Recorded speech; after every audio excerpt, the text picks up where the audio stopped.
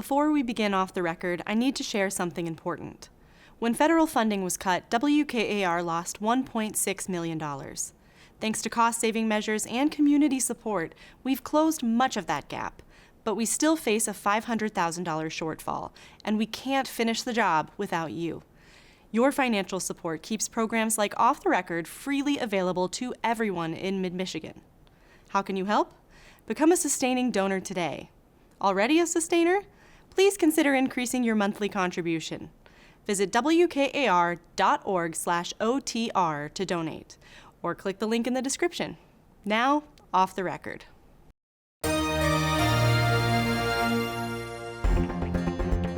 The government shutdown is averted and the new state budget is adopted. Quite a week in our town, and around the OTR table to talk about all this, Craig Mauger, Jordan Hermany, Zoe Clark, and Bill Ballinger.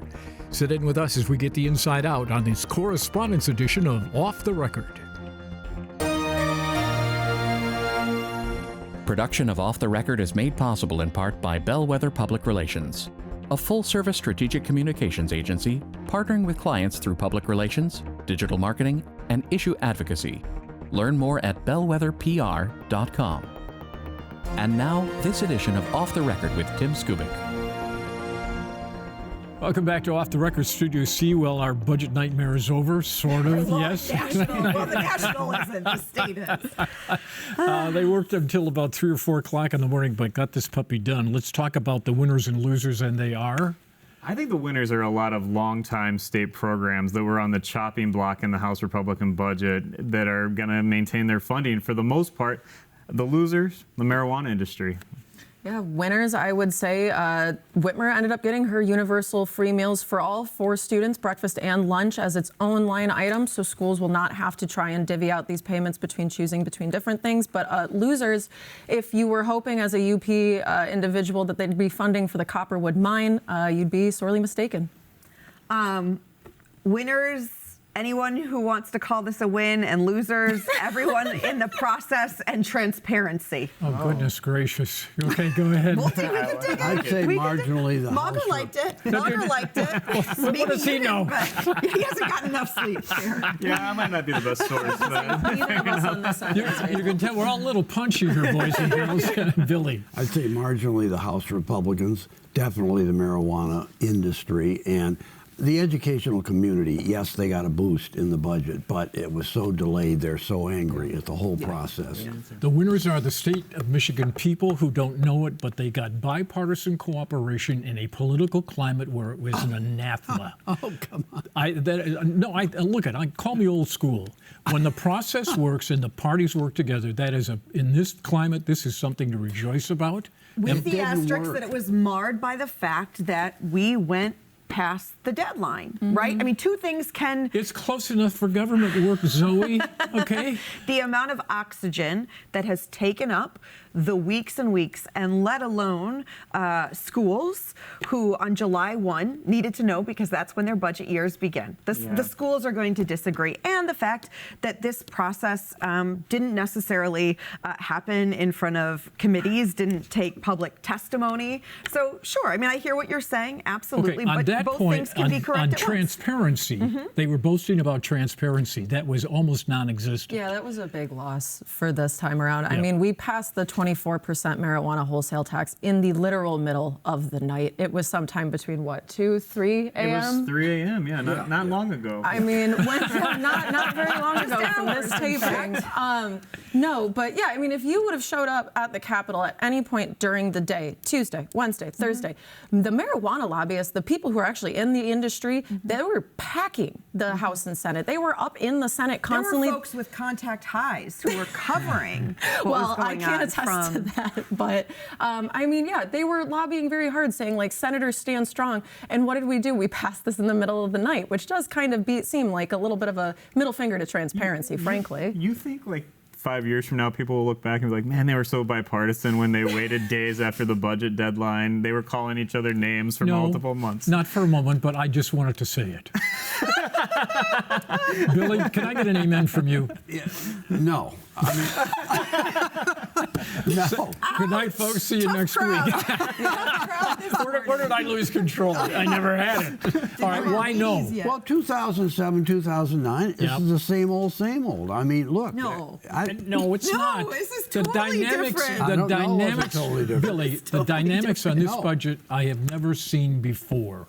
We've not had anything close over the years of how contentious this was, how ugly it was for a time, how there was no cooperation, then there was. This was very, very unique. You think it was worse in 2007, 2009? Remember the acrimony between Bishop and But that was only Granholm? two of them. This was the whole And body was at odds. Another difference was, I mean, we were in an economic crisis Right. in 2007 and 2009. There was no real need for what just We happened. had the money. The And money that's was true. there. That's what I was That's saying was true. completely different. I mean, the acrimony between Jennifer Granholm and Bishop and Andy Dillon. I was about to say you could write a book about it. Granholm did. But in Yeah, terms but she of, left out all she the left out interesting other stuff. Economically speaking, though, I mean, Craig just nailed it, that this did not have to happen this way, right? This was self-imposed chaos. Manufactured What was chaos. happening in 07 and 09 was Michigan was On bleeding the brink. jobs and dollars. I remember talking about having to cut $1 billion from a general fund that at that point I think was $10 billion. Yeah. This was so much different. Yeah, So much it different was. economically well, a lot of it's social speaking. media and all the scrutiny by the general media on what's happening compared to 2007, 2009. So much more publicity. It's apples and kumquats. Okay, it's not even close. I will say, if you do want to give a win for transparency on anything in this budget, which is fair to say, there's the earmarks. We are much more Yes. public with legislative, these pork barrel spending, these enhancement grants, whatever you want to call it. For the first time, we actually were able to see ahead of time who's sponsoring these things, how much money it is, where they're going. I mean, if anybody has read budget documents of years past, they're worded in incredibly ambiguous ways. There weren't ever really names tied to them. It was just a cluster to try and figure out where these grants were going, who sponsored them. We've uncovered, for instance, with the Clare Health Park, some improprieties with the grant process. So, you know, I will say we can give a win on that part if we want to say that there is a bit of transparency here. Good luck to the but- listeners sorting all this out. But I mean, some of these projects they didn't put out until like 12 hours, And 5 that's- hours before the budget. The people voting on the budget did not see it until like 6 p.m. yesterday. you beat me to the And then punch a they're little bit being there. asked, you're going to vote for this or government's going to shut down. What are you going to do? Look, when we use the word transparency, there ought to be a distinction between transparency as Jordan just described it, which is a true transparency that most people look at, and transparency in terms of let's have it in the light of day, the votes on the floor, not in the dead of night where nobody sees it. Well, that's a totally different definition and kind of transparency. So viewers ought to understand that. And that's what I was trying to get at for a second, where you're not wrong. I Yeah. 100% agree with you. I mean, we were in that committee hearing where they're just whipping through, you know, here's a lawmaker, here's what it is, here's how much money. Here's a lawmaker, here's what it is, here's how much money. That's not necessarily transparent. You know, I can also just read names and numbers off of a sheet. But it does set a precedent in this budget moving forward that this is the way that we're going to do things. Never And been I'm before. hoping, trying not to be too Pollyannish here, though, that, you know, we just started this new process. We're going to get on the tracks, the train's going to get moving, and hopefully this is going to be something that's streamlined. I mean, there wasn't a committee hearing on a bill that will reshape the marijuana industry. No Correct. committee hearing. There was no Correct. open debate heard in the legislature that will be recorded into the future about where everyone stood on that and what was said. There was not open debate, or at least in the Senate, on the gas tax change that could have ramifications for decades to come. Could be something that lawmakers regret one day, maybe not. We don't know. I mean, there were not thorough debates about these issues in the light of day that we saw. Let me piggyback on that, because here, lost in the translation here, taking the money off of the sales tax and giving it to the roads. That means that each legislature that comes back has to restore that money year in and year out. This was a constitutional guarantee that the schools lost. That's a losing issue for them. They have to fight every year to get that $1.1 billion back. Right, absolutely. And of course, the whole, sluggish process and missing the July 1st budget deadline, they're furious. They're really angry. Look at But their they're going to take pushback their, on- they're going to look at, they're going to take their check on October 20th and they're going to run with They it. need to. Yeah. What else can they do? Right. Well, the school lunch program did make it through, and I've got a setup piece, and I want to give credit to the two players in here that you're about to hear from, because they actually work together. Let's take a look. We're going to continue to make the argument that we think it's a waste of money. It's something that is broadly popular. The Democratic senator and the Republican House member had a very cordial working relationship constructing the new K-12 budget. However, they were clearly at odds over the free lunch program. Mr. Kelly wanted to give a lump sum to all of the schools and let them decide if they wanted the free meals. The Democrats wanted nothing to do with that. We were never going to accept that version of the school meals program because that's how it always was. Schools could have always given free breakfast and lunch to all kids, and they never did. Show me the stats. Show me the data that says this. Look, between SNAP benefits, federal meals, where are people going hungry? Mr. Kelly argues not all the kids need the free lunch. Particularly in wealthy neighborhoods. Why? Because these people can afford this lunch. It's become a convenience for people. On Thursday, lawmakers were still waiting to see the new budget in a printed version. Seeing something before they could vote on it, they argued. The chairwoman of the House Budget Committee responds to that. Well, I think that is not unusual that we hear that. I would say that, all along the way we have been very transparent, very open about what the framework is going to be. Some legislative critics might argue there is a huge difference between reading a framework of a budget and the whole document. Whoa, what did you think of that? I mean, I think the House Republicans absolutely lost the battle over that issue, the school lunches. I mean, they got it handed to them in debating that topic. Their point never made sense, and I think that's one of the reasons that they gave in at the end. And it became like we can see what topics are, who's reading our stories, and there was so much interest in this issue. Well, because how else do you massage a message that says, we think that kids should go hungry? Genuinely, because at the end of the day, whether or not that's what you're willing to say out loud, I understand the argument that, we shouldn't fund this in wealthy school districts because, well, they're wealthy. Their parents should be able to figure that out. You don't know every child's individual circumstance. You can't guarantee. And I understand that, well, if they want to fund it, they can. Camilleri makes a great point. If they've always had this dollars available to them and they haven't, wisdom would suggest that that would be going away. So much about budgets, right? And when you start to hear from constituents and voters is impact. And so much of what happens at the state level and the national level takes a while to trickle down, to feel those impacts, right? This conversation about free school breakfast and lunch is something that parents were feeling impact of because they were getting messages from their school administrators. All of us saw the emails. Craig, you've got kids in public schools. Maybe you got tons of emails. Yeah. This was something that people, whether that were paying attention or not, were hearing, and not just from the news, but from things that they have a relationship with in their everyday life. And so it rose above. We also can track what people are clicking on and interested in, and over, it's the things that in real time have effect. And it had a simple message: free school, free lunches and breakfast for everyone. And then the Republican message was, we're not cutting it. They can decide for themselves. So they're not even defending the policy. And the schools were saying, we're then pushing back because they were saying we're just not going to. Well, that would be the decision because we can't. Yes. The thing is, too, if you want to strip the emotional aspect out of the argument as well, it's a difficult time financially to be an American family right now. I guarantee you, any one of us have gone to the grocery store in the last week or so and been like, hey, these prices are crazy. And so if your government is able to help alleviate that burden even a little bit, why would you not want to take that win and say, hey, taxpayers, we understand that times are hard right now. Let's use your money and help you help yourself.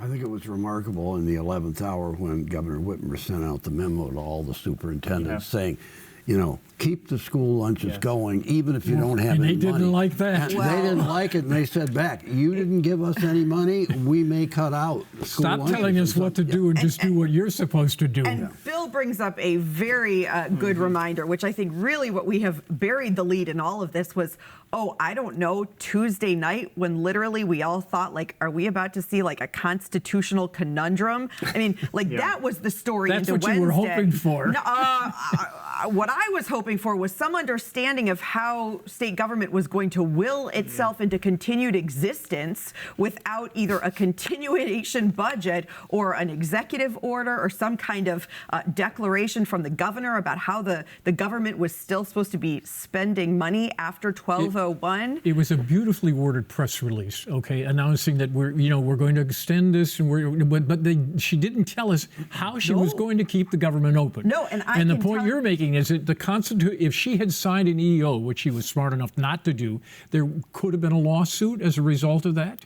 Well, yeah, but I mean, by the time the lawsuit went through It would have been appeal, negligent, Court of Claims, Yeah. appeals, Supreme Court, I mean, she would likely be out of office by but that they did point. the right thing, and they passed a resolution through the House that says we'll extend this in the Senate. Then and why passed. didn't, but if that was the plan all along, why didn't they do it Well, before apparently they 1201? didn't know it was. I think they saw the response in the early morning hours of Wednesday.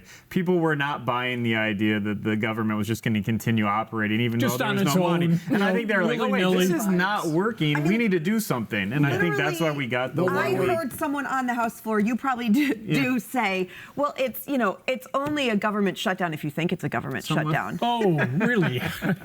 They were in denial. The Constitution says you need a budget to pay people, and the governor sent they out were a memo that says you'll get paid. Yeah. Trust me was the thing that was missing from that. Go They ahead. were in denial for too long. I mean, they just would not admit they could have a shutdown.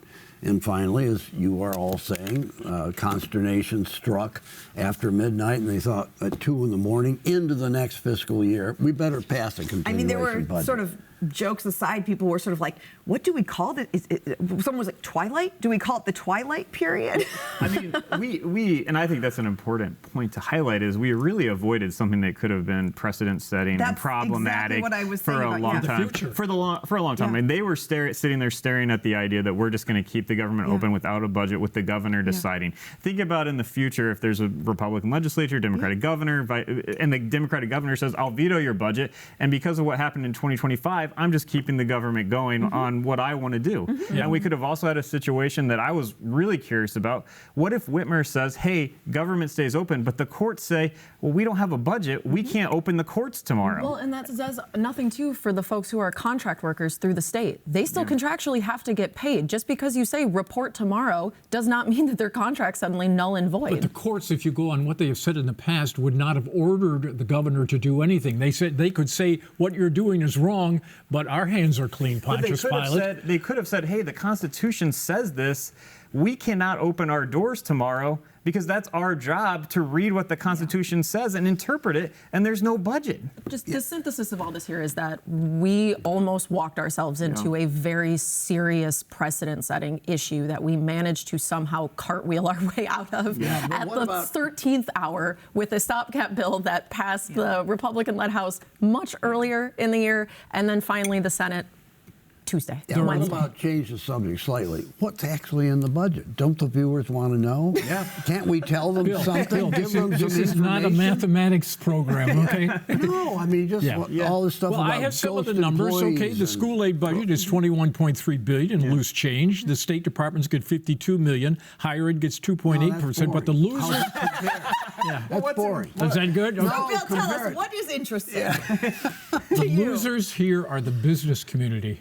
Did you read the press release from the Chamber of They're not Commerce? super happy. That's an Because understatement. of the decoupling and everything. And those are going to be issues that play out. I mean, those are some of the things this deal is based upon. You're decoupling, changing the state's tax laws to not reflect tax benefits that President Trump just gave businesses. And one of these things, this issue was not debated.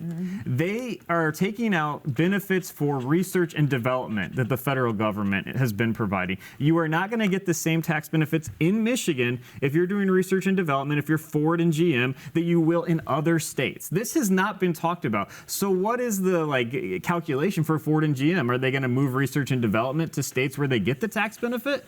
Lawmakers did that. There were no floor speeches about that I heard in the Senate. There was not a committee hearing about that I heard.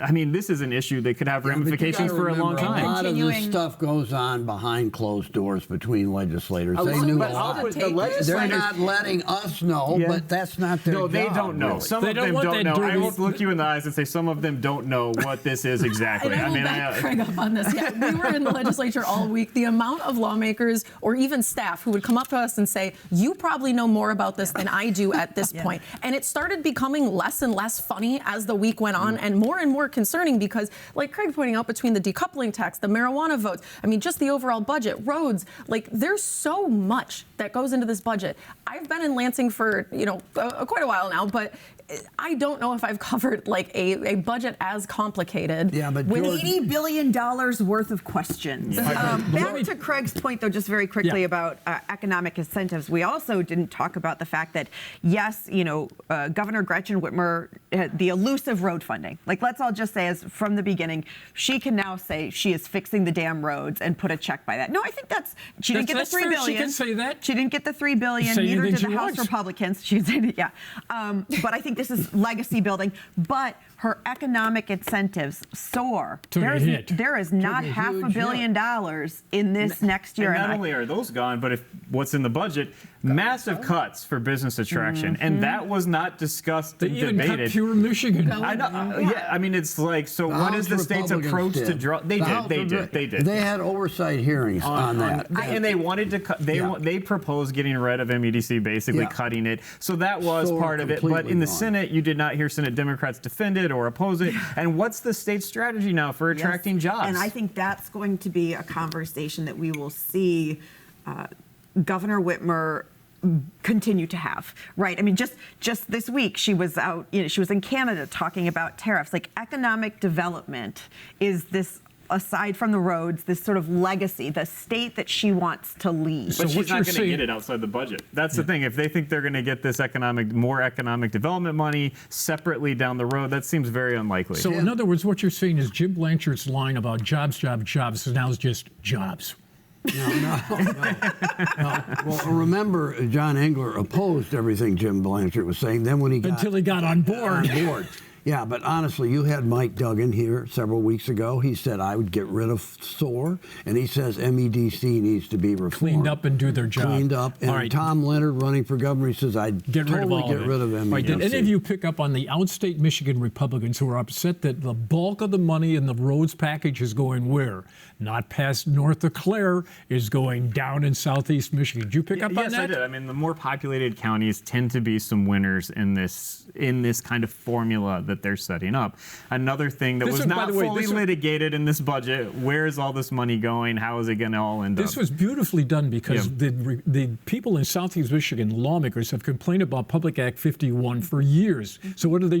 They did an end run. They poured $400 million in the 51 Act, and then they created their own act, borrowed some new language from MDOT to get the money down in southeast Michigan. Do you think, this is going to be another interesting question. She's going to say she fixed the roads. I have a feeling next year they're going to be asking for more money for roads. I got the guy on tape, the lobbyist for MITA. He's already got him on tape saying that. But can we just quickly, yes, but also let's just quickly talk again sort of the public's interpretation of just like daily life, which is, I think, even without this funding, I was having this conversation Tuesday night, even before this, I think Whitmer could have gone, I fixed the damn roads. And just the way that all of us over the summer driving into Lansing, I mean, you hit barrel after barrel. The feeling is the roads are being, I'm just saying, the regular feeling is, wow, there's a lot of road construction the problem is, wait a minute, here's the problem. All politics is local. If my local road is not fixed, the roads are not fixed. Well, there are so many construction projects happening around the state. The real issue is that there's a funding cliff, and the governor has pretty well explained the funding cliff because of the bonds that she set up. And the real issue was, hey, we're going to have to owe all this debt. The bond projects are going to end. There's not going to be anything in a few years. So this is part, I think, for her legacy, preventing that running off the cliff, Yes. that's a benefit for her legacy. If she goes so far as to say we have permanently fixed the roads, she's really doing some damage for the next governor. Well, she's not going to say And that. I have no idea what she's going to say. Infrastructure funding in general, too, in this state. I'll ask her. Okay, I'll ask her. Did you achieve fixing the roads? Governor, raise your right hand and swear that you fixed all the roads. That hand's not going up, babe. Regardless of where the money is going, mainly down south, not up north, still 80% of this new funding is going to local roads. Yeah. That was the big deal. Yeah. Where these last 5-6 years, right. it's all state highways, local roads. And when now you're in it's being governor fixed. in legacy building mode, that's a big deal. All right, do the Republicans get any credit, particularly in the House, of changing the way they are doing the budget? I cannot remember any budget where lawmakers said we went through every line item in this budget. I do not remember anybody ever doing that. Do they get credit for that, gang? Well, they're getting some, like the ghost employees, and trying to force workers back into their place of work. And This if is there's money not that went to the- 80% occupancy in the buildings, the state has got to still Let me just explain. Money that went to departments to hire people that were never hired, that they squirreled away as their sort of individual rainy day fund. Yeah. Okay, and they found it. Huh? Supposedly. Well, you don't think so? No, I mean, I think the connection between the number of employees, if you really want to get into this, the FTEs, and the funding is not as direct as they try to make it seem. Right, so and that's what we got in this budget. They only cut 2,000. They said there were 4,300 or more of Will these. you agree that the Republicans did break new ground, though, on doing Yes. this budget? I think they pointed out some things that had not been debated before. Okay. I think they might. I mean, we'll see more. We don't know everything that goes on. But selling all of this as waste, fraud, and abuse, what kind of impact does that have going forward? Well, they never got their $5 billion. They never expected their $5 billion. They took some, and he got the $1 for waste, $1 for spending. Yeah, but I mean, these budget negotiations have to take place, and the debate in the public has to take place in fact and reality and what it is. That's how you get the best result, I would assume. If you're making claims that all of this is fraud and waste, and then you pass a budget that doesn't eliminate a lot of those things you were talking about, it raises some questions. Mission not accomplished. Well, yeah, and I mean, here's the thing. If this is the new normal, I think what needs to be more of the new normal is that the two chambers, and this might just be, again, Pollyanna, need to work together, because I think one of the biggest setbacks in this was unveiling budgets. I'm thinking the higher ed, for instance, which had massive anti-woke policies. They had big cuts for universities, and we had to go straight back to the chopping blocks. And Republicans, the final budget raised university funding and doesn't have any of that anti-DEI, anti-woke language. What a dull program. Nothing to see here. That was fun. Could you guys, Next year. could you guys find some energy? Okay, give me some love. Next week, more of Off the Record will settle down by then. See you. Thanks for tuning in. Production of Off the Record is made possible in part by Bellwether Public Relations, a full-service strategic communications agency partnering with clients through public relations, digital marketing, and issue advocacy. Learn more at bellwetherpr.com. For more Off the Record, visit WKAR.org. Michigan public television stations have contributed to the production costs of Off the Record. Coming up in the overtime segment at WKAR.org, an interview with Governor Gretchen Whitmer with her take on the state budget. Please stay tuned and go to WKAR.org for that interview with the governor.